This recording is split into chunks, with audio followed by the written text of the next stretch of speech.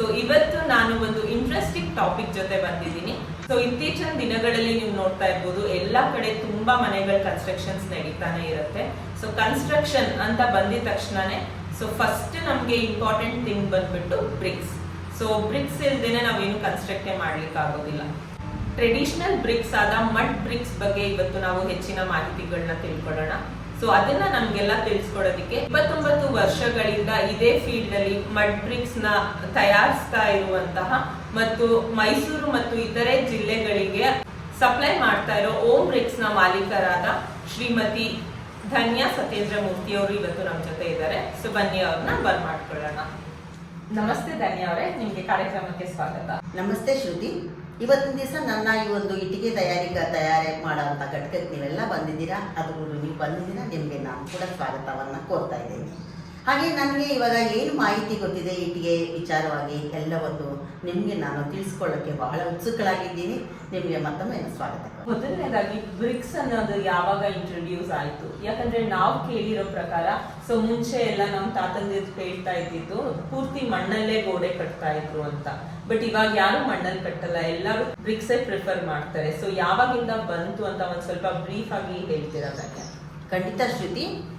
BRICS ಮಾಹಿತಿ ಬೇಕು ಅಂತಂದ್ರೆ ಹಿಸ್ಟ್ರಿ ಆಫ್ ಬ್ರಿಕ್ಸ್ ಹೋಗ್ಬೇಕು ಅಂದ್ರೆ ತುಂಬಾ ಓಲ್ಡ್ ಸಿವಿಲೈಸೇಷನ್ ಇಂದ ಇದೆ ಇದು. ನೀವು ಹೇಳಿದಂಗೆ ಮಣ್ ಬ್ರಿಕ್ಸ್ ನ ಕಟ್ತಾ ಇದ್ರು. ಅದು ತುಂಬಾ 1.5 ಅಡಿ ಕಟ್ತಾ ಇದ್ರು.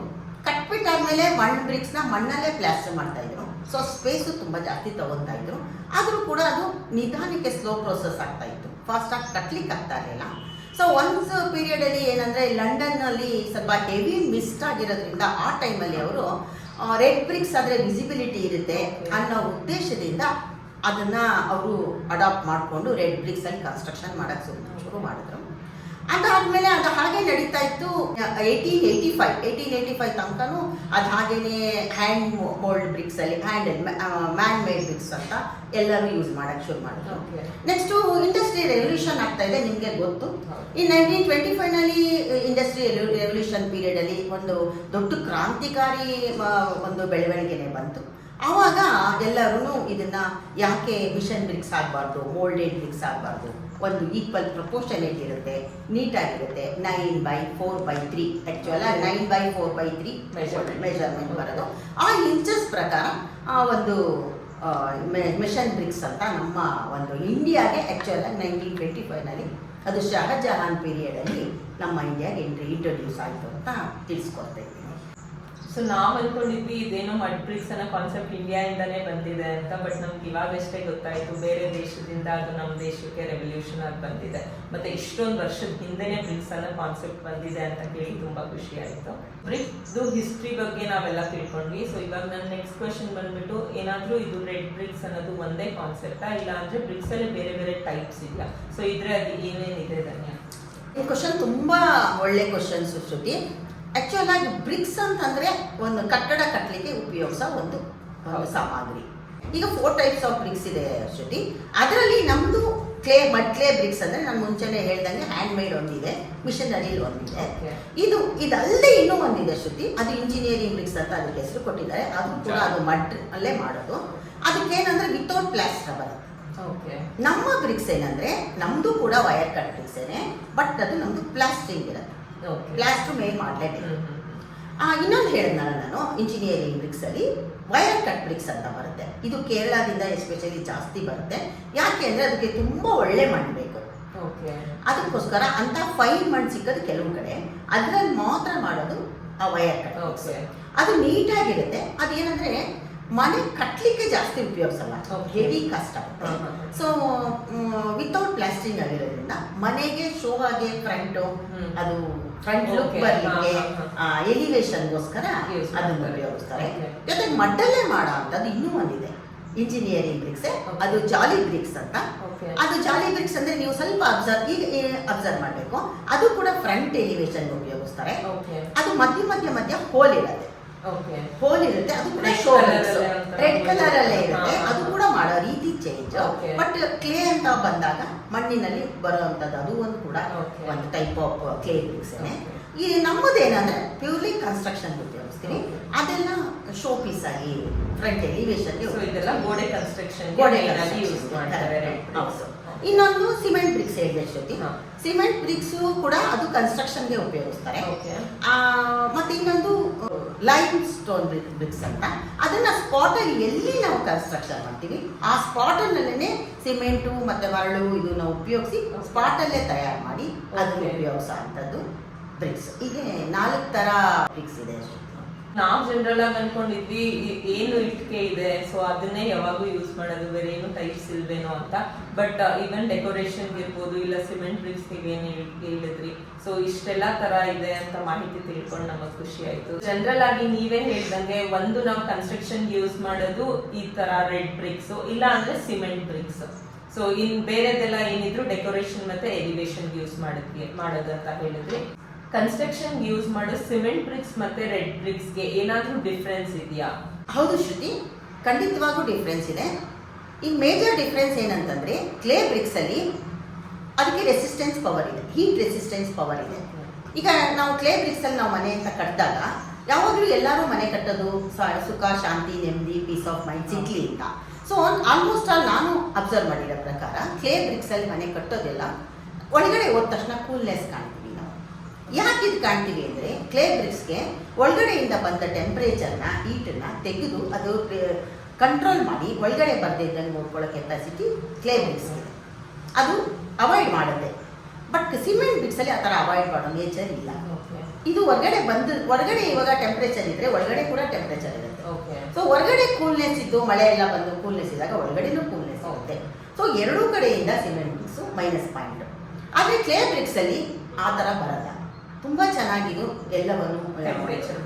ಅದಕ್ಕೋಸ್ಕರನೇ ಈ ರೆಡ್ ಬ್ರಿಕ್ಸ್ ನ ಎಕೋ ಫ್ರೆಂಡ್ಲಿ ಅಂತ ಹೇಳಿ. ಇನ್ನೊಂದೇನಂದ್ರೆ ಈಗ ರೆಡ್ ಬ್ರಿಕ್ಸ್ ಕನ್ಸ್ಟ್ರಕ್ಷನ್ ಮಾಡೋಕ್ಕೆ ತುಂಬಾ ಈಸಿ ಆಗುತ್ತೆ. ಸ್ಪೇಸು ನಾನು ಮೊದಲೇ ಹೇಳ್ದಂಗೆ 9x4x3 ಇಂಚಸ್ ಇರುತ್ತೆ, ಸ್ಟ್ಯಾಂಡರ್ಡ್ ಸೈಜ್ ಅದು. ಈ ಸಿಮೆಂಟ್ ಬ್ರಿಕ್ಸ್ ಅಲ್ಲಿ ಹಾಗೆ ಇರಕ್ಕೆ ಸಾಧ್ಯ ಇಲ್ಲ, ಅದು ಹೆವಿ ಬ್ರಿಕ್ಸ್. ಅದು 4 ಇಂಚಸ್ 6 ಇಂಚಸ್ ಮತ್ತೆ 8 ಇಂಚಸ್ ಬರುತ್ತೆ. ಸೊ ಲೆಂತ್ ಒಂದು 16 ಇಂಚಸ್ಸೇ ಬರುತ್ತೆ ಸ್ಟ್ಯಾಂಡರ್ಡ್. ಸ್ಪೇಸ್ ಜಾಸ್ತಿ ಹಿಡಿಯುತ್ತೆ, ಇದು ಕಡಿಮೆ ಹಿಡಿಯುತ್ತೆ, ಅದು ಜಾಸ್ತಿ ಹಿಡಿಯುತ್ತೆ. ಆಮೇಲೆ ಈ ಇಟ್ಟಿಗೆನಲ್ಲಿ ಏನಾಗುತ್ತೆ, ಕಟ್ಟಬೇಕಾದ್ರೆ ನಾವು ತಟ್ಟು ನಾಟು ಅಂತ ಕಟ್ತೀವಿ. ಮೋಸ್ಟ್ಲಿ ಮೇ ಬಿ ಇದು ಸುಮಾರು ಜನಕ್ಕೆ ಆಲ್ಮೋಸ್ಟ್ ಇಂಜಿನಿಯರ್ಸು ಸ್ಟ್ಯಾಂಡರ್ಡ್ ಕಾಂಟ್ರಾಕ್ಟ್ಸ್ ಇವರಿಗೆಲ್ಲ ಗೊತ್ತಿರುತ್ತೆ. ಬೇರೆಯವ್ರಿಗೆ ಹೊಸದಾಗಿ ಕನ್ಸ್ಟ್ರಕ್ಷನ್ ಮಾಡೋ ಸುಮಾರು ಜನಕ್ಕೆ ಗೊತ್ತಿರಲ್ಲ. ಇದು ಮೇಜರ್ ಡಿಫ್ರೆನ್ಸ್. ಈಗ ಇಟ್ಟಿಗೆ ತಟ್ಟು ನಾಟು ಅಂತ ಕಟ್ತೀವಿ, ಒಂದು ಸೈಜು ವರ್ಟಿಕಲ್ ಆಗಿ ಕಟ್ತೀವಿ, ಹೀಗೆ ಹಾರಿಜಾಂಟಲ್ ಆಗಿ ಕಟ್ತೀವಿ. ಸೊ ಗೋಡೆ ಏನಾಗುತ್ತೆ 9 ಇಂಚಸ್ಸೇ ಬರುತ್ತೆ, ಸ್ಟ್ರೆಂತ್ ಇರುತ್ತೆ. ಈಗ ಒಂದು ಕೈ ಹಿಂಗೆ ಮುಂದೆ ಹೋಗ್ತಿದೆ ಅಂದ್ರೆ ಅದಕ್ಕೆ ತಡೆ ಹಾಕಿದ್ರೆ ಫೋರ್ಸ್ ಇರುತ್ತೆ, ಒಂದು ಕಂಟ್ರೋಲ್ ಇರುತ್ತೆ. ಆ ಕಂಟ್ರೋಲ್ ರೆಡ್ ಬ್ರಿಕ್ಸ್ ಅಲ್ಲಿ ಕಾಣ್ತೀವಿ. ಸಿಮೆಂಟ್ ಬ್ರಿಕ್ಸ್ ಅಲ್ಲಿ ಯಾವುದೇ ಕಾರಣದಲ್ಲೂ ಅದು ಬರಲ್ಲ. ಯಾಕೆ ಅಂದ್ರೆ ಸಿಮೆಂಟ್ ಬ್ರಿಕ್ಸ್ ನ ಹೀಗೆ ತಟ್ಟು ನಾಟು ಕಟ್ಲಿಕ್ಕೆ ಆಗಲ್ಲ, ಅದು ವರ್ಟಿಕಲ್ ಆಗಿ ಹಿಂಗೆ ಹೋಗ್ತಾ ಇದೆ, ಹಾರಿಜಾಂಟಲ್ ಹಿಂಗೆ 16 ಇಂಚಸ್ ಸೇಮ್. ಸೊ ಹಿಂಗೆ ಹೋಗ್ತಾ ಇರುತ್ತೆ. ಸೊ ಅದರಿಂದ ಇನ್ನೂ ಒಂದು ಪ್ರಾಬ್ಲಮ್ ಇದೆ ಶ್ರುತಿ. ಈಗ ಕನ್ಸ್ಟ್ರಕ್ಷನ್ ಈ ಟೈಪ್ ಇರೋದ್ರಿಂದ, ಈ ತಟ್ಟು ನಾಟು ಇರೋದ್ರಿಂದ ನಮಗೆ ಈಗ ಅರ್ಥ್ಕ್ವೇಕ್ ಆಗಿರ್ಬೋದು, ಏನಾದರೂ ಪ್ರಾಬ್ಲಮ್ಸ್ ಆಗಿದ್ರೆ ಈ ಇಟ್ಗೆ ಈ ಅವಾಯ್ಡ್ನೆಸ್ ಇರೋದ್ರಿಂದ ಕಂಟ್ರೋಲ್ ಆಗುತ್ತೆ. ಸಮ್ ಬ್ರೇಕ್ ಹಾಕ್ಬೋದು, ಆದರೆ ಅದು ಬೀಳಕ್ಕೆ ಚಾನ್ಸಸ್ ಇರಲ್ಲ, ರೈನ್ ಆಗಲ್ಲ. ಬಟ್ ಸಿಮೆಂಟ್ ಬ್ರಿಕ್ಸ್ ಅಲ್ಲಿ ಏನಾಗುತ್ತೆ ಅಂದ್ರೆ ಟೋಟಲಿ ಅದು ಸ್ಪಾಯ್ಲ್ ಆಗುತ್ತೆ. ಒಂದು ಸ್ಮಾಲ್ ಅರ್ಥ್ಕ್ವೇಕ್ ಆದ್ರೂ ಅದು ಬೀಳೋ ಚಾನ್ಸಸ್ ಇರುತ್ತೆ. ಆಮೇಲೆ ಮೇಜರ್ ಇನ್ನೊಂದು ಪಾಯಿಂಟ್ ಏನಿದೆ ಅಂದ್ರೆ ರೆಡ್ ಬ್ರಿಕ್ಸ್ ಅಲ್ಲಿ ಸ್ಟ್ರಕ್ಚರ್ ಕಾಲಮ್ ಬೇಕಿಲ್ಲ. ವಿತೌಟ್ ಸ್ಟ್ರಕ್ಚರ್ ಕಾಲಮು ಭೂಮಿ ಒಂದು ಹದವಾಗಿದೆ, ಗಟ್ಟಿ ಇದೆ ಅಂದ್ರೆ ಹಾಗೆ ಫ್ಲೋರ್ ಕಟ್ಕೊಂಡು ಇತ್ತೀಚಿನ ದಿನಗಳಲ್ಲಿ ಇನ್ನೂ ಸ್ಟ್ರೆಂತ್ ಇರಲಿ ನಮ್ಮ ಮನೆಗೆ ಅಂತ ಅಷ್ಟೇ ಸ್ಟ್ರಕ್ಚರ್ ಕಾಲಮ್ಸ್ ಅಷ್ಟೊಂದು ಹಾಕ್ತಾರೆ. ಬಟ್ ರೆಡ್ ಬ್ರಿಕ್ಸ್ ಅಲ್ಲಿ ಅದೊಂದು ಅವಶ್ಯಕತೆ ಇಲ್ಲ. ಅಪ್ ಟು 3rd ಫ್ಲೋರ್ ತನಕನೂ ಆರಾಮಾಗಿ ಕಟ್ಕೊಂಡು ಹೋಗ್ಬೋದು, ಯಾವ ಸ್ಟ್ರಕ್ಚರ್ ಕಾಲಮ್ಸ್ ಬೇಕು. ಸಿಮೆಂಟ್ ಬ್ರಿಕ್ಸ್ಗೆ must and should structure column ಬೇಕೇ ಬೇಕು. Without structure column cement bricks ಕಟ್ಲಿಕ್ಕೆ ಆಗಲ್ಲ. ಸೊ ಇದು ಯೂಸ್ ಆಗುತ್ತೆ, ಬೇಗ ಬೇಗ ಕಟ್ಬೋದು, ಟೈಮ್ ಯೂಸ್ ಆಗುತ್ತೆ ಅನ್ನೋದಕ್ಕೋಸ್ಕರ ಇದು ಕಮರ್ಷಿಯಲ್ ಬ್ರಿಕ್ ಆಗಿ ಮುಂದೆ ಬರ್ತಾ ಇದೆ. ಬೇಗ ಈಸಿ ಆಗುತ್ತೆ, ಕಟ್ಲಿಕ್ಕೆ ಟೈಮ್ ಸೇವ್ ಆಗುತ್ತೆ ಅನ್ನೋ ಒಂದು ಉದ್ದೇಶದಿಂದ ಸಿಮೆಂಟ್ ಬ್ರಿಕ್ ಬರ್ತಾ ಇದೆ. ಅಷ್ಟೇ ಫಾಸ್ಟ್ ಆಗಿ ಎಲ್ಲರೂ ಸ್ವಲ್ಪ ಮಡ್ ಬ್ರಿಕ್ಸ್ನೇ ಪ್ರಿಫರ್ ಮಾಡ್ತಾರೆ. ಎಲ್ಲರೂ ಆಲ್ಮೋಸ್ಟ್ ಆಲ್ ಮಡ್ ಬ್ರಿಕ್ಸ್ನ ಪ್ರಿಫರ್ ಮಾಡ್ತಾರೆ. ಇಷ್ಟೊಂದು ಡಿಫ್ರೆನ್ಸಸ್ ಈ ಬ್ರಿಕ್ಸ್ಗಳಿದೆ. ಯಾವಾಗ್ಲೂ ನಮಗೆ ಡೊಮೆಸ್ಟಿಕ್ ಯಾವ್ದು ಸೆಲೆಕ್ಟ್ ಮಾಡ್ಬೇಕು ಇಲ್ಲ ಕಮರ್ಷಿಯಲ್ ಯಾವ್ದು ಸೆಲೆಕ್ಟ್ ಮಾಡ್ಬೇಕು ಅನ್ನೋ ಕನ್ಫ್ಯೂಷನ್ ಯಾವಾಗ್ಲೂ ಇರ್ತಾ ಇತ್ತು. ಯಾವ್ದು ಪ್ಲಸ್ ಯಾವ್ದು ಮೈನಸ್ ಅದ್ರ ಡಿಫ್ರೆನ್ಸ್ ನಮಗ್ ಗೊತ್ತಿರ್ಲಿಲ್ಲ. ಸೊ ನಾವೇನ್ ಮೇಲಿಂದ ನೋಡ್ಬೋದು, ಒಂದ್ ಕಾಸ್ಟ್ ವೈಸ್ ಯಾವ್ದು ಕಾಸ್ಟ್ ಫ್ರೆಂಡ್ಲಿ ಯಾವ್ದಿಲ್ಲ ಅಷ್ಟೇ ನಮಗ್ ಗೊತ್ತಾಗುತ್ತೆ. ಬಿಟ್ರೆ ಇಷ್ಟು ಡೀಪ್ ಆಗಿ ಒಂದ್ ಇಂಜಿನಿಯರ್ಗೆ ಇಲ್ಲ ಅಂದ್ರೆ ನಿಮ್ಗಳಿಗೆನೆ ಗೊತ್ತಾಗುತ್ತೆ. ಯಾವ ಬ್ರಿಕ್ ನ ಸೆಲೆಕ್ಟ್ ಮಾಡ್ಬೇಕು ಅನ್ನೋ ಡಿಸಿಷನ್ ಮೇಕಿಂಗ್ ಗೆ ಪ್ರತಿಯೊಬ್ಬರಿಗೂ ನೀವು ಕೊಟ್ಟಿರೋ ಇನ್ಫಾರ್ಮೇಶನ್ ತುಂಬಾನೇ ಹೆಲ್ಪ್ ಆಗುತ್ತೆ. ರೆಫರೆನ್ಸ್ ನ ತಿಳ್ಕೊಂಡಾದ್ಮೇಲೆ ಸೊ ಮಡ್ ಬ್ರಿಕ್ ಗೆನೆ ತುಂಬಾನೇ ಪ್ರಾಮುಖ್ಯತೆ ಅನ್ನೋದು ನಮ್ಗೆ ಅರ್ಥ ಆಗ್ತಾ ಇದೆ. ಮಡ್ ಬ್ರಿಕ್ಸ್ ಅಲ್ಲಿ ಇರೋ ಡಿಫ್ರೆನ್ಸ್ ಜೊತೆಗೆ ಇನ್ನೇನಾದ್ರೂ ಸಿಗ್ನಿಫಿಕೆನ್ಸ್ ಅದ್ರಲ್ಲಿ ಏನೇನಿದೆ ಅಂತ ತಿಳಿಸ್ಕೊಡ್ತೀರಾ Dhanya? Sure Shruti. Mud bricks ಯಾಕೆ ತುಂಬಾ ಸಿಗ್ನಿಫಿಕೆಂಟ್ ಅಂತಂದ್ರೆ, ಈಗ ಆಗ್ಲೇ ಹೇಳ್ದಂಗೆ first of all domestic bricks ಮನೆ ಒಳಗೆ ಇರ್ಬೇಕಾದ್ರೆ ನಾವು ಒಂದು ಮನೆ ಅಂತ ಕಟ್ಬೇಕಾದ್ರೆ ತುಂಬಾನೇ ಅದಕ್ಕೆ ಇಂಪಾರ್ಟೆನ್ಸ್ ಕೊಡ್ತೀವಿ. ಸೊ ಫಸ್ಟ್ ಆಗಿ ನಿಲ್ಲೋದು ಬ್ರಿಕ್ಸ್. ಈ ಬ್ರಿಕ್ಸ್ ಅದರಲ್ಲೂ ಕ್ಲೇ ಬ್ರಿಕ್ಸ್ನ ಯಾಕೆ ಉಪಯೋಗಿಸ್ಬೇಕು ಅಂದರೆ, ಫಸ್ಟ್ ಅದು ಕೂಲ್ನೆಸ್ ಕೊಡುತ್ತೆ ಅಂತ ಈಗಾಗಲೇ ನಿಮ್ಗೆ ಹೇಳಿದೆ. ಇನ್ನೊಂದು ಏನಂದರೆ ತಟ್ಟು ನಾಟಲ್ಲಿ ಬ್ರಿಕ್ಸ್ ಸ್ಟ್ರೆಂತ್ ಇರುತ್ತೆ ಅಂತ ಮತ್ತೆ ಹೇಳಿದೆ. ಅದು ಬ್ರಿಕ್ಸು ಕಂಪ್ರೆಸ್ ಆಗಿರೋದ್ರಿಂದ ನಾವು ಇದನ್ನ 3-4 ದಿವಸ ಮಣ್ಣನ್ನು ಅದಕ್ಕೆ ತಂದು ನಾವು ಮಾಡೋದ್ರಿಂದ ತುಂಬ ಸ್ಟ್ರೆಂತ್ ಇರುತ್ತೆ. ಈಗ ನಿಮ್ಗೆ ನಾನು ಒಂದ್ಸಲ ಈಗ ಇತ್ತೀಚೆಗೆ ನಾನು ಬಿಹಾರ್ಗೆ ಹೋಗಿದ್ದೆ. ಬಿಹಾರಲ್ಲಿ ಪಾಟ್ನಾದಲ್ಲಿ ಒಂದು ನಳಂದ ಯೂನಿವರ್ಸಿಟಿ ಅಂತ ಇದೆ. ಅದು ನೋಡಲಿಕ್ಕೆ ಏನಪ್ಪಾ ಹೀಗಿದೆ, ರೂಲಿಂಗ್ ಆಗಿದೆ ಅಂತ ಹೋಗಿ ನೋಡಿದ್ವಿ ನಾವು. ನೋಡಿದಾಗ ಆ ಒಂದು ಯೂನಿವರ್ಸಿಟಿ ಹೇಗಿದೆ ಅಂದರೆ, ಆಗ ಅದರಲ್ಲಿ 16,000 ಜನ ಮಕ್ಕಳು ಯೂನಿವರ್ಸಿಟಿಯಿಂದ ಹೊರಗೆ ಬಂದಿದ್ದಾರೆ, ಅಲ್ಲಿ ಓದಿ ಬಂದಿದ್ದಾರೆ. ಆ ಯೂನಿವರ್ಸಿಟಿ ಹೆಂಗಿದೆ ಅಂದರೆ, ಯೂನಿವರ್ಸಿಟಿ ಬ್ರಿಕ್ಸಲ್ಲೇ ಪ್ಲಾಟ್ಫಾರ್ಮು, ಟೀಚಿಂಗ್ ಬ್ರಿಕ್ಕೆ, ಮತ್ತೆ ಇರ್ಲಿಕ್ಕೆ ಕೂಡ ಆ ಮಕ್ಕಳು ವಾಸ ಮಾಡಲಿಕ್ಕೂ ಕೂಡ ಬ್ರಿಕ್ಸಲ್ಲೇ platform, drainage system, water system ಎಲ್ಲ ನೋಡ್ತಾ ಇದ್ರೆ ನಮಗೆ ಈ ಥರನೂ ಒಂದು ಯೂನಿವರ್ಸಿಟಿ ಇತ್ತ ಅಂತ ನಮಗೆ ಅನ್ನಿಸ್ತು. ಫಸ್ಟು ಆ ಸ್ತಂಭಗಳಾಗಿರ್ಬೋದು, ಸ್ತೂಪಗಳಾಗಿರ್ಬೋದು, ಎಲ್ಲ ಸ್ತೂಪ ಕೂಡ ಮಣ್ಣಲ್ಲೇ ಬ್ರಿಕ್ಸಲ್ಲೇ ಆಗಿದೆ, ಗಟ್ಟಿಯಾಗಿ ನಿಂತಿದೆ. ಏನು ಮಾಡಿದ್ರು ಅದೊಂದು ಚೂರು ಕಿತ್ತಾಕತ್ತೆ, ಅಷ್ಟು ಗಟ್ಟಿಯಾಗಿ ನಿಂತಿದೆ. ಇದೆಲ್ಲ ನೋಡ್ತಾ ಇದ್ರೆ ಕ್ಲೇ ಬ್ರಿಕ್ಸ್ ಎಷ್ಟು ಇಂಪಾರ್ಟೆನ್ಸ್ ಆಗಿತ್ತು, ಈಗಲೂ ಎಷ್ಟಾಗಿದೆ ಅಂತ ನಮ್ಗೆ ಇದರಿಂದ ತಿಳಿದು ಬರುತ್ತೆ. ಇನ್ನೊಂದೇನಂದ್ರೆ, ಕನ್ಸ್ಟ್ರಕ್ಷನ್ ಮಾಡಬೇಕಾದ್ರೆ ಮಡ್ ಬ್ರಿಕ್ಸ್ ಕಟ್ ಕೂಡ ಮಾಡಬೇಕು. ಕರ್ಣಿಲಿ ಕಟ್ ಮಾಡಿ ಮೇಸನ್ ಕಟ್ಟಬೇಕು. ಅವ್ನು ಕಟ್ ಮಾಡಿದಾಗ ಈಗ ಒಂದೊಂದು ಮನೆ ಒಂದೊಂದು ಮೆಜರ್ಮೆಂಟಲ್ಲಿ ಇರುತ್ತೆ, ಒಂದೊಂದು ರೂಮ್ಸು. ಸಿಮೆಂಟ್ ಬ್ರಿಕ್ಸ್ನ ಕಟ್ ಮಾಡೋದು ಆ ಸೈಜ್ ಕರೆಕ್ಟಾಗಿ ಕಷ್ಟ, ಯಾಕೆಂದ್ರೆ ಅದು ತುಂಬ ಬಿಡ್ತು ಇದು ಎಲ್ಲ ಜಾಸ್ತಿ ಇರುತ್ತೆ, ಕರೆಕ್ಟ್ ಸೈಜ್ ಕಟ್ ಆಗಲ್ಲ. ಈ ಮಡ್ ಬ್ರಿಕ್ಸ್ ಆಗಲ್ಲ, ಅರ್ಧ ಭಾಗ ಕಟ್ ಮಾಡಿ ನೀವು ನೋಡಿರ್ಬೋದು, ಅಬ್ಸರ್ವ್ ಮಾಡಿರ್ಬೋದು, ಅರ್ಧ ಭಾಗ ಕಟ್ ಮಾಡಿ ಫಿನಿಶಿಂಗ್ ಕೊಡ್ತಾರೆ. ಒಂದು ವಾಲ್ ಫಿನಿಶ್ ಆಗಬೇಕಾದ್ರೆ ಇಟ್ಗೆ ಕಟ್ಟಾಗದೆ ಫಿನಿಶ್ ಆಗಲ್ಲ, ಸ್ವಲ್ಪ ಕಟ್ ಮಾಡಿ ಕಟ್ ಮಾಡಿ ಫಿನಿಶ್ ಮಾಡ್ತಾರೆ. ಆ ಥರ ಫಿನಿಶ್ನಿಂಗ್ನ ಈ ರೆಡ್ ಬ್ರಿಕ್ಸಲ್ಲಿ ಕೊಡ್ಬೋದು. ಹೇಗೆ ಬೇಕಾದ್ರೂ ನಾವು ಕನ್ಸ್ಟ್ರಕ್ಷನ್ ಮಾಡ್ಬೋದು. ಆದರೆ ಮೇಸನ್ ಪಾರ್ಟಿಗೆ ಬಂದಾಗ ಮೇಸನ್ ಕೂಡ ಈ ತಟ್ಟು ನಾಟಲ್ಲಿ ಕಟ್ಟಿದಾಗ ಅವ್ರಿಗೆ ಸ್ವಲ್ಪ ಟೈಮ್ ಹಿಡಿಯುತ್ತೆ. ಒಂದು ಸ್ಟೆಪ್ ಬೈ ಸ್ಟೆಪ್ಪು ಕಟ್ಟಬೇಕಾದ್ರೆ ಆ ಒಂದು ವಿಚಾರವಾಗಿ ಬಂದಾಗ ಅವನಿಗೆ ಸ್ವಲ್ಪ ಟೈಮ್ ಹಿಡಿದ್ರು ಕೂಡ ಸ್ಟ್ರೆಂತ್ ಆಗಿ ಕಟ್ತಾನೆ. ಆಮೇಲೆ ಸ್ಪೇಸ್ ಮಾತ್ರ ನಾನು ಮುಂಚೆ ಹೇಳಿದಂಗೆ ನಿಮಗೆ ಒಂದು ಮನೆ ಔಟರ್ ಸ್ಟ್ರಕ್ಚರ್ ವಾಲ್ ಹೇಗಿರ್ಬೇಕು ಅಂದ್ರೆ 9 ಇಂಚಸ್ಸೇ ಇರಬೇಕು. ಇದು ಪಕ್ಕ 9 ಇಂಚಸ್ ಇದೆ. ಸೊ ಸಿಮೆಂಟ್ ಬ್ರಿಕ್ಸಸ್ ಜಾಸ್ತಿ ಸ್ಪೇಸ್ ಇದೆಯಲ್ಲ, 9 ಇಂಚಸ್ಗೆ ಕಂಪ್ಲೀಟ್ ಆಗುತ್ತೆ. ಸೊ ಎಲ್ಲ ಕಾರಣದಿಂದಲೂ ನೋಡಿದಾಗ ಕ್ಲೇ ಬ್ರಿಕ್ಸು, ಅದರಲ್ಲೂ ಮಡ್ ಬ್ರಿಕ್ಸು ನಮಗೆ ತುಂಬ ಯೂಸ್ಫುಲ್ಲು, ಸ್ಟ್ರೆಂತಲ್ಲಿ ಕೂಡ ಯೂಸ್ಫುಲ್ಲು. ಮಡ್ ಬ್ರಿಕ್ ಮಾಡ್ಬೇಕಂದ್ರೆ ಏನೇನು ರಾ ಮೆಟೀರಿಯಲ್ಸ್ ಯೂಸ್ ಮಾಡ್ತೀರಾ, ಮತ್ತೆ ಅದ್ರದ್ದು ಏನು ಒಂದು ಪ್ರಾಸೆಸ್ ಇರುತ್ತೆ, ಅದ್ರ ಬಗ್ಗೆ ಒಂದು ಬ್ರೀಫ್ ಆಗಿ ತಿಳಿಸ್ಕೊಡ್ಬೋದಾ ರಮ್ಯಾ? ಶೋರ್ ಶ್ರುತಿ, ತೋರಿಸ್ಕೊಡ್ತೀನಿ ಶ್ರುತಿ. ಇವಾಗ ನಮ್ಮ ಯೂನಿಟಲ್ಲೇ ನೀವು ಇರೋದ್ರಿಂದ ನನಗೂ ಕೂಡ ಎಲ್ಲನೂ ನಿಮಗೆಲ್ಲ ತೋರಿಸ್ಬೇಕು, ಹೇಗೆ ತಯಾರು ಮಾಡ್ತೀವಿ, ಏನು ಪ್ರೋಸೆಸ್ಸು, ಹೇಗೆ ಬರುತ್ತೆ ಅದು ಅಂತ ಎಲ್ಲ ತೋರಿಸ್ಬೇಕು ಅಂತ ಭಾಳ ಇಷ್ಟ ಆಗಿದೆ ಕೂಡ ನೋಡೋಕ್ಕೆ ಕುತೂಹಲ. ಸೊ ನಾನು ಇವಾಗ ನಿಮ್ಗೆ ಅದನ್ನು ತೋರಿಸ್ತೀನಿ, ಎಲ್ಲ ಪ್ರೋಸೆಸ್ ಹೇಗೆ ಬರುತ್ತೆ, ಎಷ್ಟು ದಿವಸ ಬೇಕಾಗುತ್ತೆ ಎಲ್ಲವನ್ನೂ ತಿಳಿಸ್ಕೊಡ್ತೀನಿ. ಅದಕ್ಕೂ ಮುಂಚೆ ನಾನು ಸ್ವಲ್ಪ ಆ ಒಂದು ಏನೇನು ಉಪಯೋಗಕ್ಕೆ ನಾವು ಮಡ್ ಬ್ರಿಕ್ಸ್ಗೆ ಏನೇನು ಮೆಟೀರಿಯಲ್ಸ್ ಉಪಯೋಗಿಸ್ತೀವಿ ಏನು ಅನ್ನೋದ್ರ ಬಗ್ಗೆ ಸ್ವಲ್ಪ ಮಾಹಿತಿನ ಕೊಡ್ಲಿಕ್ಕೆ ಇಷ್ಟಪಡ್ತೀನಿ. ಈಗ ಕ್ಲೇ ಬ್ರಿಕ್ಸ್ಗೆ ನಮಗೆ ಮೇಜರ್ ಕ್ಲೇ ಅಂದರೆ ಮಣ್ಣು, ರೆಡ್ ಮಣ್ಣೇ ಬೇಕು. ಆ ರೆಡ್ ಮಣ್ಣನ್ನ ನಾವು ಚೂಸ್ ಮಾಡ್ತೀವಿ. ಅದರಲ್ಲೂ ರೆಡ್ ಮಣ್ಣಿಗೆ ತುಂಬ ಕಲ್ಲಿರೋ ಅಂಥ ಮಣ್ಣು ಅಥವಾ ಸುಣ್ಣ ಕಲ್ಲು ಅಂತ ಕೇಳಿರ್ಬೋದು. ಸುಣ್ಣ ಕಲ್ಲು ಮಣ್ಣಿದ್ರೆ ಮಣ್ಣು ಬ್ರಿಕ್ಸ್ ಆಗಲ್ಲ, ಪ್ರಿಫರ್ ಅದು ಬೇಯಬೇಕಾದ್ರೆ ಅದು ಒಡೆದೋಗ್ಬಿಟ್ರೆ ಬ್ರೇಕ್ ಆಗುತ್ತೆ. ಸೊ ನಾವು ಒಳ್ಳೆ ಮಣ್ಣನ್ನು ನೋಡಿನೇ ಚೂಸ್ ಮಾಡಬೇಕು. ಎಲ್ಲಿ ಚೆನ್ನಾಗಿದೆ ಅಂತ ಹೋಗಿ ನೋಡಿ ಅದನ್ನು ನಾವು ತೊಗೊಳ್ತೀವಿ, ಪರ್ಚೇಸ್ ಮಾಡ್ತೀವಿ. ಅದರಲ್ಲೂ ಸ್ವಲ್ಪ ಮರಳು ಮಣ್ಣಿರೋದನ್ನ ನಾವು ಪ್ರಿಫರ್ ಮಾಡ್ತೀವಿ. ಇಟ್ಟಿಗೆ ತಯಾರು ಮಾಡೋಕ್ಕೆ ಮಣ್ಣು ಒಂದೇ ಸಾಕು ನಮಗೆ. ಇದು ಅದನ್ನ ತಯಾರು ಮಾಡಲಿಕ್ಕೆ ಪ್ರೊಡಕ್ಷನ್ ಮಾಡಲಿಕ್ಕೆ ಮತ್ತೆ ಅದು ರೆಡಿಯಾಗಿ ಬರಲಿಕ್ಕೆ ಅಸ್ಕ್ ಅಂತ ಉಪಯೋಗಿಸ್ತೀವಿ. ಜೊತೆಗೆ ನಾವು ಕಲ್ಲಿದ್ಲು ಅಂತ ಕೇಳಿರ್ಬೋದು, ಕೋಲು, ಅದನ್ನು ಉಪಯೋಗಿಸ್ತೀವಿ. ಎರಡರಿಂದನೂ ಮಾಡ್ಬೋದು. ಹಿಂದೆ ಎಲ್ಲ ಸೌದೆಯಲ್ಲಿ ಮಾಡ್ತಾ ಇದ್ರು, ಅದು ಕೂಡ one of the type of ಕೋಲೆ, ಬಟ್ ಅದ್ರಲ್ಲಿ ಮಾಡ್ತಾ ಇದ್ರು. ಸೊ ಅದ್ರಲ್ಲಿ ಬ್ರೇಕೇಜಸ್ಸು ಲಾಂಗ್ ಪ್ರೋಸೆಸ್ಸು ಎಲ್ಲ ಇದ್ದಿದ್ದರಿಂದ ಇತ್ತೀಚೆಗೆ ಕೋಲು ಮತ್ತೆ ಪ್ಯಾಡಿ ಹಸ್ಕನ್ನ ಉಪಯೋಗಿಸ್ತೀವಿ. ಪ್ಯಾಡಿ ಹಸ್ಕಲ್ಲೂ ಕೂಡ ಒಳ್ಳೆ ಫೈನ್ ಹಸ್ಕು, ಸಿಕ್ಕಿದ್ದು ಪ್ಯಾಡಿ ಹಸ್ಕೆಲ್ಲ ಉಪಯೋಗ ಬರಲ್ಲ.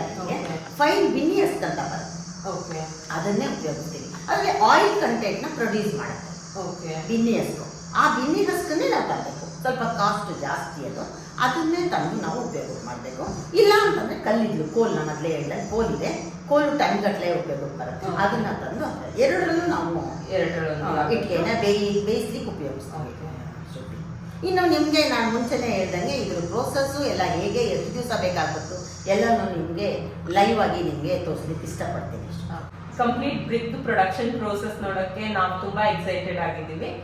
ಪ್ಲೀಸ್ ಧನ್ಯ, ಸ್ಟಾರ್ಟ್ ಮಾಡಿ ನೀವು ನಮ್ಗೆ ಎಕ್ಸ್ಪ್ಲೈನ್ ಮಾಡ್ಕೊಡಿ ಹೇಗಿದೆ ಪ್ರಾಸೆಸ್. ಖಂಡಿತ ಶ್ರುತಿ, ಲೆಟ್ಸ್ ಗೋ, ನಡೀರಿ ಹೊರಡೋಣ. ಶ್ರುತಿ, ನಾವೀಗ ಫಸ್ಟ್ ಸ್ಟೆಪ್ಪಿಗೆ ಬಂದಿದ್ದೀವಿ. ಓಕೆ, ಫಸ್ಟ್ ನಾನು ಮೊದಲೇ ಹೇಳ್ದಂಗೆ first process mud is most important to bricks. Okay, so ಈಗ ಫಸ್ಟ್ ಪ್ರೊಸೆಸ್ ಏನು ಅಂದ್ರೆ ಈ ಥರ ಎಲ್ಲಿ ಚೆನ್ನಾಗಿರೋ ಮಣ್ಣು ಸಿಕ್ಕತ್ತೆ ಅಲ್ಲಿಂದ ಅಲ್ಲಿ ಚೆನ್ನಾಗಿರೋ ಮಣ್ಣು ತಂದು ನಾವು ಸ್ಟಾಕ್ ಮಾಡ್ಬಿಡ್ತೀವಿ. ಯಾವಾಗ ಸಿಗುತ್ತೆ ಅವಾಗ ಸ್ಟಾಕ್ ಮಾಡ್ತೀವಿ. ಓಕೆ, ಇಯರ್ಲಿ ತುಂಬಾ ಮಣ್ಣು ಸ್ಟಾಕ್ ಮಾಡ್ತೀವಿ. ಓಕೆ, ಒಂದ್ಸಲ ಮಳೆ ಬಿದ್ಬಿಟ್ರೆ ಮಣ್ಣು ಸ್ಟಾಕ್ ಮಾಡೋಕ್ಕಾಗಲ್ಲ. ಸೊ ಅರ್ಲಿಯರ್ ಟು ರೈನ್ ನಾವು ಮಣ್ಣು ಸ್ಟಾಕ್ ಮಾಡಿರ್ತೀವಿ. ಓಕೆ, ಈಗ ಇದ್ರ ಮೇಲೆ ನೀರು ಬಿದ್ರೆ ಹಾಳಾಗತ್ತಾ? ಇದ್ರ ಮೇಲೆ ನೀರು ಬಿದ್ರೆ ಬೀಳಿ, ನ್ಯಾಚುರಲ್ ಪ್ರೊಸೆಸ್, ಏನು ನಥಿಂಗ್ ಏನೂ ಆಗಲ್ಲ. ನಾವು ಇದನ್ನ ಕ್ಲಿಯರ್ ಮಾಡಿಕೊಂಡು ಎಲ್ಲ ಈ ತರ ಗುಡ್ಡೆ ಈ ತರ ಎಲ್ಲ ಫುಲ್ಲು ಅದಕ್ಕೆ ಒಂದು ಪಾತೆ ಅಂತ ಕಟ್ತೀವಿ, ನಿಮಗೆ ಗೊತ್ತಿರಬೇಕು, ಗಿಡಕ್ಕೆ ಪಾತೆ ಕಟ್ತೀವಿ.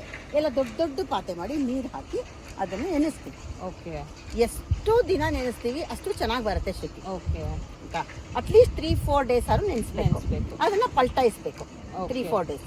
ಚೆನ್ನಾಗಿ ಚಪಾತಿ ಹಿಟ್ಟನ್ನ ಹೇಗೆ ಕಲಿಸ್ತೀವಿ ನಾವು ಹಾಗೆ ಇದನ್ನ JCB ಕಳಿಸ್ತಾ ಇರುತ್ತೆ. ಓಕೆ, ಒಂದು ದಿವಸಕ್ಕೆ ಆಗಷ್ಟು ಮಣ್ಣನ್ನ ನಾವು ಒಂದು ಗುಡ್ಡೆ ಮಾಡಿರ್ತೀವಿ ಶ್ರುತಿ. ಓಕೆ, ನಮ್ಗೆ ಐಡಿಯಾ ಇರುತ್ತಲ್ವಾ ಇಷ್ಟು ದಿವಸಕ್ಕೆ ಇಷ್ಟು ಪ್ರೊಡಕ್ಷನ್ ಆಗುತ್ತೆ ಅಂತ. ಒಂದು ದಿನ ಪ್ರೊಡಕ್ಷನ್ ಮೇಕಿಂಗ್ ಎಷ್ಟು ಬೇಕೋ ಅಷ್ಟು ಮಣ್ಣು ಒಂದು ಗುಡ್ಡೆಲಿ ಇರುತ್ತೆ. ಓಕೆ, ಮತ್ತೆ ಇದೇ ತರ ಗುಡ್ಡೆಗಳು ಮಾಡಿ ಮಾಡಿ ಮಾಡಿ ಮಾಡಿ ರೆಡಿ ಮಾಡಿ ಬಿಟ್ಬಿಟ್ರಿ. ಓಕೆ, ಪ್ರೊಡಕ್ಷನ್ ಟೈಮ್ಗೆ ಅಲ್ಲಿಗೆ ನಾವು JCB ಇಂದ ಶಿಫ್ಟ್ ಮಾಡ್ತೀವಿ. ಓಕೆ, ಇಷ್ಟೇ ಫಸ್ಟ್ ಸ್ಟೆಪ್. ಓಕೆ, ಅಲ್ಲಿಂದ ಮಣ್ಣನ್ನ ಸುತ್ತಿ ಫಸ್ಟ್ ಸ್ಟೆಪ್ ಅದು ನಾನು ಮತ್ತೆ ಹೇಳ್ದಂಗೆ ಅದೆಲ್ಲ ಫುಲ್ ಮಿಕ್ಸ್ ಆಗಿ ಚೆನ್ನಾಗಿ ಮಿಕ್ಸ್ ಆದ ಮಣ್ಣು ಇಲ್ಲಿಗೆ ಶಿಫ್ಟ್ ಆಗುತ್ತೆ. ಓಕೆ,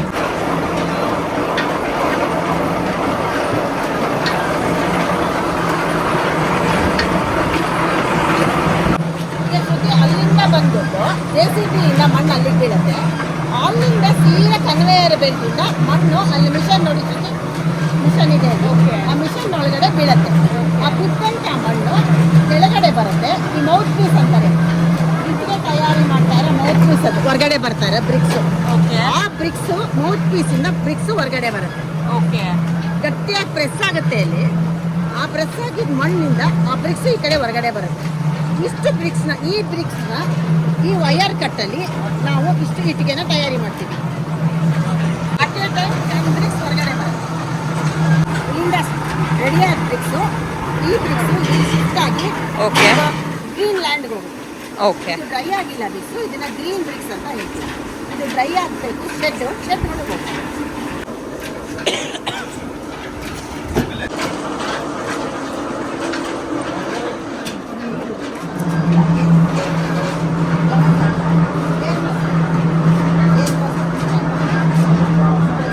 ಗ್ರೀನ್ ಬ್ರಿಕ್ಸ್ ಅಂತ ಮೊದಲೇ ಹೇಳಿದೆ.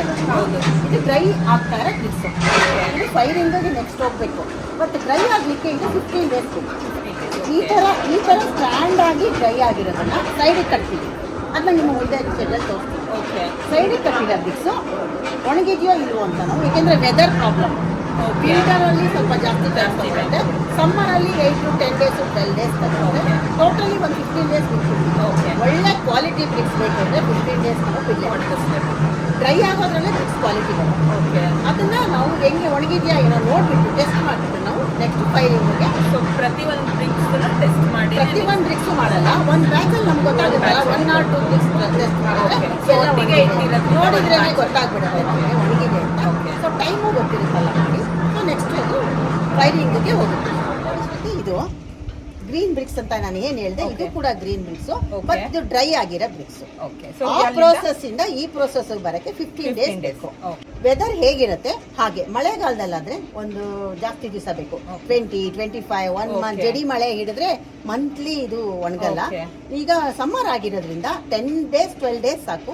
ಸೊ ಮೋಸ್ಟ್ಲಿ ಮ್ಯಾಕ್ಸಿಮಮ್ 15 ಡೇಸ್ಗೆ ಇದು ಫೈರಿಂಗ್ ಗೆ Okay. ಹೋಗುತ್ತೆ. ಶ್ರುತಿ, ನಾವು ಅಲ್ಲಿ ಏನಂದ್ರೆ ಪ್ರೊಡಕ್ಷನ್ ಹೇಗಾಗ್ತಾ ಇದೆ, ಹೌದು. ಎಷ್ಟು ಟೈಮ್ ಬೇಕಾಗುತ್ತೆ ಒಣಗಲಿಕ್ಕೆ, ಯಾವಾಗ ಅದನ್ನ ರೆಡಿ ಆಗುತ್ತೆ ಫೈರಿಂಗ್ ಅಂತ ನೋಡಿದ್ವಿ. ಹೌದು.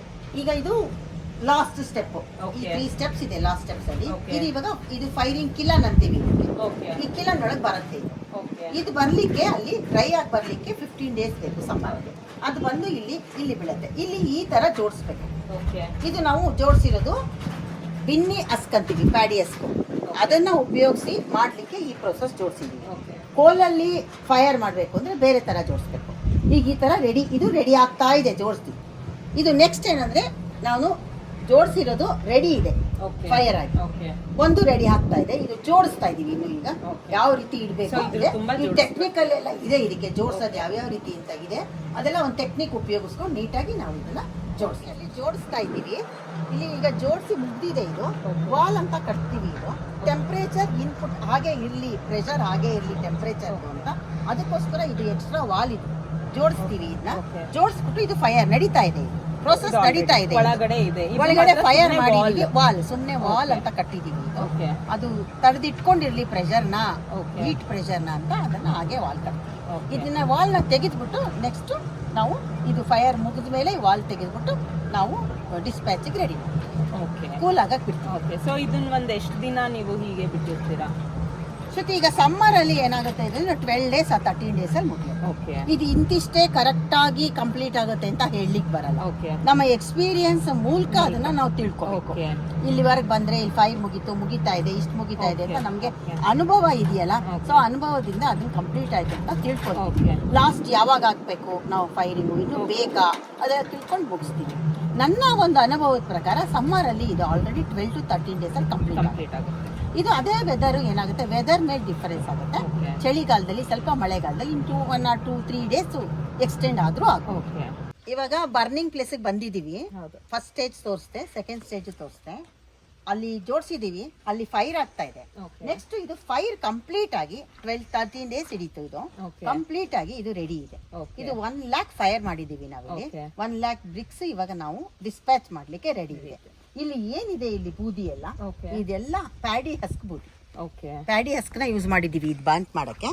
ಇದು ಪ್ಯಾಡಿ ಹಸ್ಕಂದು ಎಲ್ಲ ಇದು ಆಶಸ್. ಇದು ಇದು ಏನಾಗಿದೆ, ಈ ಸ್ಟೇಜ್ ಏನು ನೋಡ್ತಾ ಇದ್ದೀರಾ, ಇದು ಬರ್ನ್ ಆಗಿದ್ರು ಕೂಡ ಹಾಗೆ ಬಿಟ್ಟಿದ್ದೀವಿ. ಯಾಕೆಂದ್ರೆ ಕೂಲ್ ಆಗಲಿ ಅಂತ. ಓಕೆ ತುಂಬಾ ಹೈ ಟೆಂಪರೇಚರ್ ಇರುತ್ತೆ, ಮುಟ್ಲಿಕ್ಕೆ ಆಗಲ್ಲ ಇದು. Okay. ಅದು ಕೂಲ್ ಆದ್ರೆ ಆದಷ್ಟು ನಾವು ಡಿಸ್ಪ್ಯಾಚ್ ಮಾಡ್ಲಿಕ್ಕೆ ಯೂಸ್ Okay. ಆಗುತ್ತೆ. ಸೊ ಕೂಲಿಂಗ್ ಬಿಟ್ಟಿದ್ದೀವಿ ಶ್ರುತಿ. ಇದಿಷ್ಟು ಕೂಡ ಶ್ರುತಿ ಫಸ್ಟ್ ಪ್ರೊಸೆಸ್ ಇಂದ ಇಷ್ಟು ಪ್ರೊಸೆಸ್ಸು. ಒಂದು ಸರ್ಕಲ್ ಏನು ಹೇಳ್ತೀವಿ ನಾವು, ಯಾವುದೇ ಪ್ರೊಡಕ್ಷನ್ ಯಾವುದೇ ಮೆಟೀರಿಯಲ್ ಆಗೋಕ್ಕೆ ಒಂದು ಸೈಕಲ್ ಆಗಲಿಕ್ಕೆ ಇಷ್ಟು ಸೈಕಲ್ಸ್ ಬೇಕು. ಅದು ನನ್ನ ಅಂದಾಜ್ ಪ್ರಕಾರ 25 to 30 ಡೇಸು ಒಂದು ಸೈಕಲ್ಗೆ ಬೇಕಾಗುತ್ತೆ. ಒಂದು ಸೈಕಲ್ ಫುಲ್ ಕಂಪ್ಲೀಟ್ ಆಗಿ ಸ್ಟಾರ್ಟ್ ಪ್ರೊಡಕ್ಷನ್ ಆಗಿ ಫೈರಿಂಗ್ ಬರೋದಂತ ಆಲ್ಮೋಸ್ಟ್ 30 ಡೇಸ್ ಬೇಕಾಗುತ್ತೆ. Om bricks always famous for quality. So ನಾವು ಯಾವತ್ತೂ ಅದನ್ನ ಕಾಂಪ್ರಮೈಸ್ ಆಗಿಲ್ಲ, ಕ್ವಾಲಿಟಿ ಕೊಡ್ತಾ ಇದ್ದೀವಿ. ಓಮ್ ಬ್ರಿಕ್ಸ್ ಯಾವಾಗಲೂ ಕ್ವಾಲಿಟಿ ವೈಸು ಪಕ್ಕಾ ಇರ್ತೀವಿ. ಇದಿಷ್ಟು ನಮ್ಮ ಓಮ್ ಬ್ರಿಕ್ಸ್ ಒಂದು ಮ್ಯಾನುಫ್ಯಾಕ್ಚರಿಂಗ್ ಯೂನಿಟ್ನ ವಿವರಣೆ ಕೊಡ್ತಾ ಇದ್ದೀನಿ. Okay Om bricks always quality for Om bricks. ಇದು ರೆಡಿ ಇದೆ. ಇದು ನೋಡಿ ಶ್ರುತಿ, ನೋಡಿ ನೀವು ಟೆಸ್ಟ್ ಮಾಡಿ ಸೌಂಡ್ ನೋಡಿ. ಈ ಸೌಂಡ್ ಇದ್ರೆ ರೆಡಿ ಇದೆ, ಬ್ರಿಕ್ಸು ಚೆನ್ನಾಗಿ ಬೆಂದಿದೆ ಅಂತ. ಓಕೆ ಈ ಬೆಂದಿರೋ ಬ್ರಿಕ್ಸ್ ಇವಾಗ ಡಿಸ್ಪ್ಯಾಚ್ ಆಗಕ್ಕೆ ರೆಡಿ ಇದೆ. ಇದು ಆಲ್ಮೋಸ್ಟ್ ಆಲ್ ಶ್ರುತಿ 3.5 kg ಇರುತ್ತೆ. ಓಕೆ ಒಂದು ಬ್ರಿಕ್ಸು ರೆಡಿ ಬೇಕು, ವೆಯ್ಟ್ ಕರೆಕ್ಟ್ ಆಗಿರಬೇಕು. ನಮ್ಮ ಟೆಸ್ಟಿಂಗ್ ಪ್ರಕಾರ ಕರೆಕ್ಟ್ ಆಗಿರಬೇಕು ಅಂದರೆ 3.5 kg ಬೇಕು. ನಮ್ಮಲ್ಲಿ ಅದು 3.5 kg ಬಸ್ ಇದೆ. ಕರೆಕ್ಟ್ ಸೈಜ್ ಇದೆ. ಇದು ಹೇಳಿದ್ದು ನಾನು. Okay 9 inches, 4 inches, 3 inches. Okay 9, 4/3. ತುಂಬಾ ಥ್ಯಾಂಕ್ಸ್ ಧನ್ಯ, ನಿಮ್ಮ ಯೂನಿಟ್ಗೆ ಕರೆದು ಥಿಯರಿಟಿಕಲಿ ಕೂಡ ನಮ್ಗೆ ಪ್ರತಿಯೊಂದು ಎಕ್ಸ್ಪ್ಲೈನ್ ಮಾಡ್ಕೊಟ್ರಿ, ಮತ್ತೆ ಪ್ರಾಕ್ಟಿಕಲ್ ಆಗಿ ಕೂಡ ಒಂದು ಮಣ್ಣು ಏನಿರುತ್ತೆ ಅದನ್ನ ಹೇಗೆ ಇಟ್ಕೆ ಆಗಿ ಕನ್ವರ್ಟ್ ಮಾಡ್ತೀವಿ ಅನ್ನೋದನ್ನ ಪ್ರತಿಯೊಂದು ಪ್ರಾಸೆಸ್ ತೋರಿಸ್ಕೊಟ್ಟಿದ್ದೀರಾ. ಇಲ್ಲಿ ಬಂದಿದ್ದು ನಮಗ್ ತುಂಬಾ ಖುಷಿ ಆಯ್ತು, ಮತ್ತೆ ಸಖತ್ ಇನ್ಫಾರ್ಮೇಶನ್ ನಮಗ್ ಸಿಕ್ತು, ಮತ್ತೆ ವೀಕ್ಷಕರು ಕೂಡ ಸಿಕ್ತು ಅಂತ ಅನ್ಕೊಂಡಿದೀವಿ. ತುಂಬಾ ಥ್ಯಾಂಕ್ಸ್ ಧನ್ಯ. ಥ್ಯಾಂಕ್ ಯು ಶ್ರುತಿ. ಹಾಗೆ ನೀವೆಲ್ಲ ಬಂದು ಇಷ್ಟೊಂದು ಇನ್ಫಾರ್ಮೇಷನ್ ಬೇಕು ಅಂತ ಕೇಳಿದಾಗ ಭಾರಿ ಖುಷಿ ಆಯಿತು ನನಗೆ. ಇಷ್ಟು ಇನ್ಫಾರ್ಮೇಷನ್ ನೀವೆಲ್ಲ ತೊಗೊಂಡ್ರಲ್ಲ, ಇಲ್ಲಿ ಬಂದು ನನ್ನನ್ನು ನೀವು ಈ ರೀತಿ ಇಂಟ್ರೊಡ್ಯೂಸ್ ಮಾಡ್ತಾ ಇದ್ದೀರಲ್ಲ ಅಂತ ನಾನು ತುಂಬ ಖುಷಿ ಪಟ್ಟಿದ್ದೀನಿ. ನಿಮ್ಮೆಲ್ರಿಗೂ ಮತ್ತೊಮ್ಮೆ ನಾನು ನನ್ನ ಕಡೆಯಿಂದ ಥ್ಯಾಂಕ್ಸ್ ಹೇಳಲಿಕ್ಕೆ ಇಷ್ಟಪಡ್ತೀನಿ ಶ್ರುತಿ. Thank you. ಸೊ ನಿಮ್ಗೆ ಒಂದು ಕಿರುಕಾಣಿಕೆ ಕೊಡ್ಲಿಕ್ಕೆ ಐ ಲೈಫ್ ಲೇಡೀಸ್ ವಿಂಗ್ ನಲ್ಲಿ ಇಡಾದ ತೀರ್ಥಾ ಸ್ವಾಮಿ ಅವರು ನಮ್ಮ ಜೊತೆ ಇದ್ದಾರೆ. ಸೊ ಬನ್ನಿ ಅವ್ರನ್ನ ಬರ್ಮಾಡ್ಕೊಳ್ಳೋಣ. ಧನ್ಯ. ಇದು ನಮ್ಮ ಲೇಡೀಸ್ ವಿಂಗ್ ಪರವಾಗಿ ನಿಮ್ಗೆ ತುಂಬಾ ಚಿಕ್ಕ ಕಿರಿಕಾಣಿಕೆ, ಮತ್ತೆ ಧನ್ಯಂಗೆ ಧನ್ಯವಾದಗಳು. ಆಕ್ಚುಲಿ ಬ್ರಿಕ್ಸ್ ಅಂದ್ರೆ ನಮ್ಗೆ ಯಾವಾಗ್ಲೂ ಇವಾಗ ನಮ್ಗೆ ಅನಿಸ್ತಿತ್ತು ಅಂದ್ರೆ ಟೆಕ್ನಾಲಜಿ ಇವಾಗ ತುಂಬಾ ಇಂಪ್ರೂವ್ ಆಗೋಗಿದೆ.